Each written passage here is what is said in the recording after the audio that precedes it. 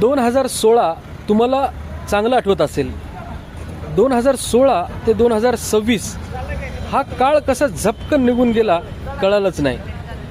असेच पुढचे 10 वर्ष म्हणजे 2036 पण येणार आहे आणि 2046 पण येणार आहे आणि आपल्यापैकी बरेच जण रिटायरमेंटकडे वाटचाल करीत आहेत.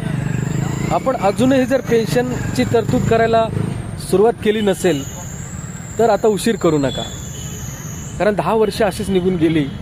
आता पेन्शनची तरतूद करायला सुरुवात करा.